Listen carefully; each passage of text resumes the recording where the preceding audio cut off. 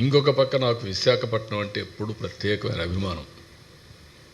నేను ఇప్పుడు కాదు, అన్నిసార్లు చెప్తా ఉంటాను. ఇదే సెక్రటరియేట్తో, ఇది కలెక్టరేట్తో నాకు ప్రత్యేకమైన అనుబంధం ఉంది. ఉదూహుద్ వస్తానే ఫస్ట్ నేను ఒక్కడనే ఇక్కడ రాగలిగాను.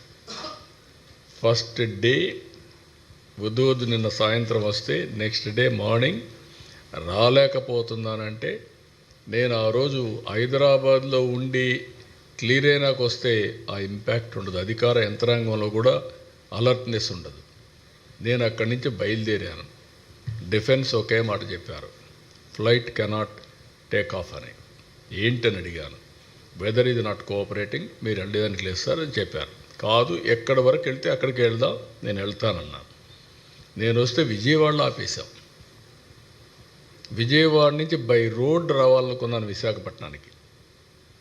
బై రోడ్ రావాలనుకుంటే కాదు అని రాజమండ్రిలో చెట్లన్నీ అడ్డం పడిపోతే రాజమండ్రిలో నైట్ హాల్ట్కి అయ్యాం. అక్కడి నుంచి నెక్స్ట్ డే హెలికాప్టర్ తెప్పించుకొని ఇక్కడికి వచ్చాను.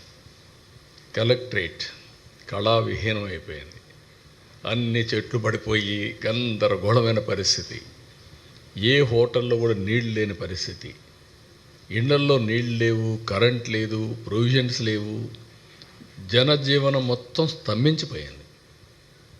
అక్కడి నుంచి ఎట్లా పోవాలో కూడా తెలియదు మాకు అప్పుడు. ఎక్కడి నుంచి ఏం చేయాలో తెలియదు. అక్కడి నుంచి ఇక్కడే సెటిల్ అయ్యా. 11 రోజులు కడాన పొటాటో తెప్పించడానికి చెక్ పోస్టులకు ఫోన్ చేసే పరిస్థితికి వచ్చాం.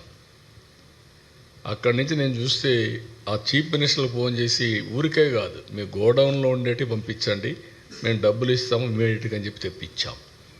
మొత్తం రాష్ట్రంలో ఎక్కడెక్కడో వంటలు పెట్టి అక్కడి నుంచి హెలికాప్టర్లో భోజనాలు తెప్పించి ఫ్రీగా ఎక్కడికక్కడ ఇచ్చాం. అంటే వార్ ఫుట్టింగ్లో మీరు ఒక్కసారి చూస్తే, ఆ రోజు నేను ఒక కాన్ఫిడెన్స్ క్రియేట్ చేశాను.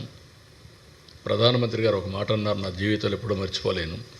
ఆయన ఒక మాట అన్నారు, మనం వచ్చినప్పుడు మీరు చూశారా అని, కారులో ఇద్దరం వస్తామంటే ప్రజలు చేయి ఊపుతున్నారు.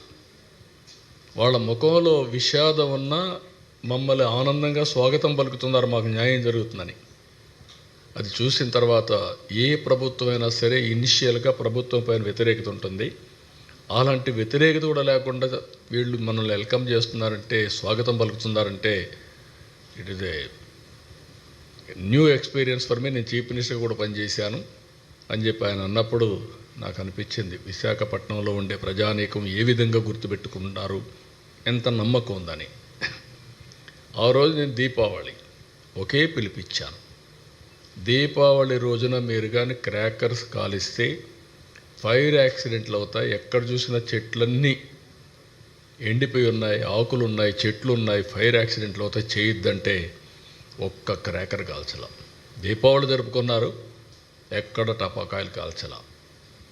నిన్న నేను వచ్చి ఒక పిలిపిస్తే మిడ్నైట్ బయలుదేరి వచ్చారు. ముసలివాళ్ళే ఆసనాలు వేశారు. It is a very inspiring. అంటే వాళ్ళ ఆ నమ్మకం అనేది, ప్రధానమంత్రి గారు ఒక మంచి ప్రోడక్ట్ ఇచ్చారు, ఆయన ప్రమోట్ చేశాడు. దాన్ని లాస్ట్ మైల్ తీసుకుపోవడానికి మేము చేసిన పని చాలా మంచి ఫలితాలు ఇచ్చింది. Wonderful experience. ఆ రోజు చేయొద్దంటే నిలిపేశారు, ఈరోజు రమ్మంటే వచ్చారు. ఇది ఆర్కే బీచ్ సాక్షి, ఇదే కలెక్టరేట్, రెండూ కూడా అలాంటి ఒక మంచి ఎక్స్పీరియన్స్.